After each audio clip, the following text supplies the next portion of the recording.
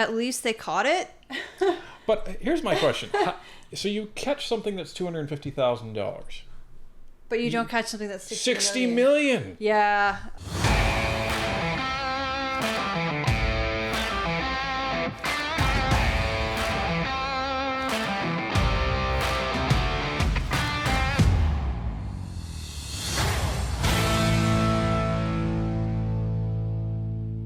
You read that thumbnail right. The RCMP has arrested someone who was consulting for the government, accused of defrauding taxpayers by more than $250,000. But it's not Christian Firth or Darren Anthony. So who is it? Let's take a look. So before we get into this, just want to give a bit of a hat tip to Kim, who sent this in via email right as the story broke. So someone's been watching the RCMP website. Thank you very much, Kim. And this is where this comes from, directly from the RCMP.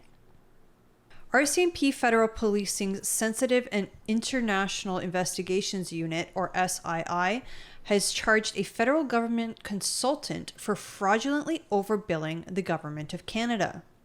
In the summer of 2021, Public Services and Procurement Canada, or PSPC, launched an investigation into a federal consultant who undertook contract work with 8 separate Government of Canada departments and Crown corporations. Evidence indicated that the consultant had submitted fraudulent timesheets that resulted in overbilling by an estimated $250,000 between January 1st, 2020 and June 30th of 2021. So it sounds like what happened is our consultant here ended up getting contracts with many different agencies and then billed each one probably the exact same amount, or was definitely overlapping her billing hours. So what you're supposed to do as a government consultant is you're supposed to keep track of the hours worked, and you're usually working with a project manager that is supposed to keep track of that and the project budget. And you would submit your timesheets to the project manager or the person that's actually accountable for you as the vendor. And then they would sign off on those timesheets. Those would go to finance, and then finance then pays them out. So if this person is working with individual agencies and their separate projects, well, I guess she was counting on those agencies being none the wiser. But the more agencies that you're doing this with, the more people, may end up talking to each other. And I have a feeling that's probably what ended up happening is people were talking on the government side and were saying, hey, that's interesting. I thought that person was working for me last week. So evidently this was raised up to PSPC, an internal investigation was done, and the rest is history. So that's pretty sleazy if that's actually what happened. Yeah, it says here that PSPC referred the case to the RCMP for a possible criminal investigation. The RCMP SII opened an investigation after it was determined that the consultant may have been overbilling. The RCMP obtained statements from prime contractors while examining timesheets to confirm that the consultant had overbilled the Government of Canada on separate contracts.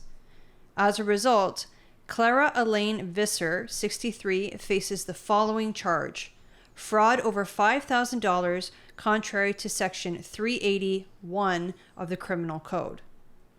Court for Clara Elaine Visser will be at the Ottawa Courthouse, 161 Elgin Street, Ottawa, Ontario, on September 6, 2024.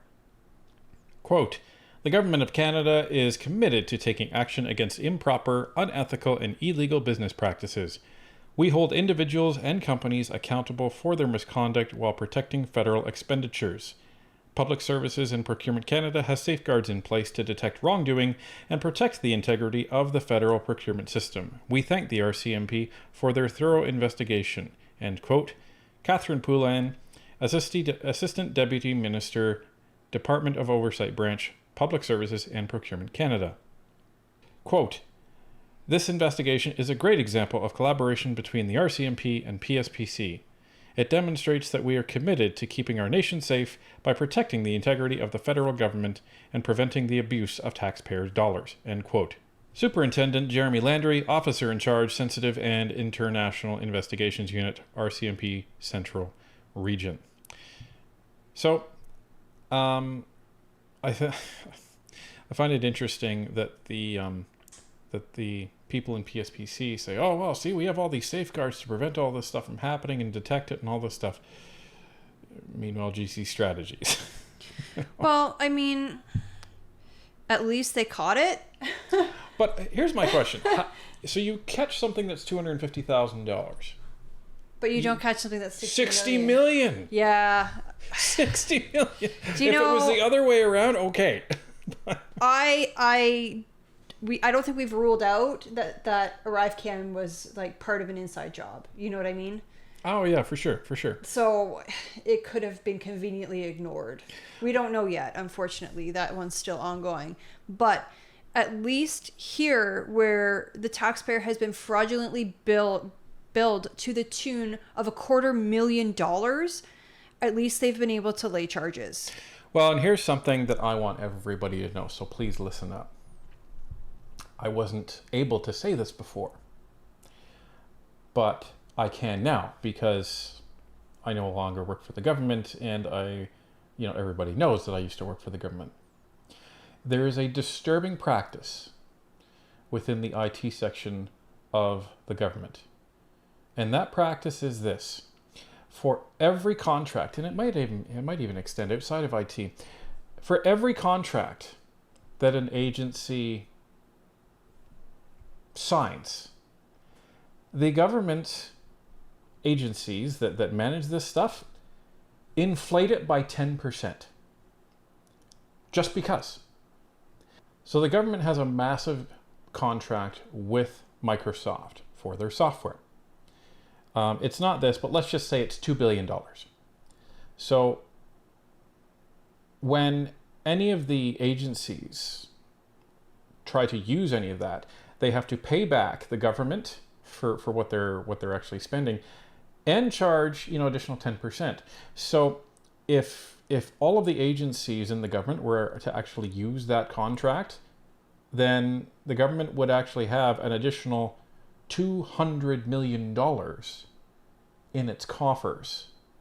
And that's from you, the taxpayer. So what this means is every project that the government actually puts into place is automatically overinflated by 10%. Why? Nobody really knows why, but the assumption is that the agencies that are collecting this, which is usually Shared Services Canada or some of the other procurement agencies, they're saying, well, that helps us with our budget. I don't care. As an agency, I don't get to scoop off of other agencies when I'm charging them money. Go get your own money.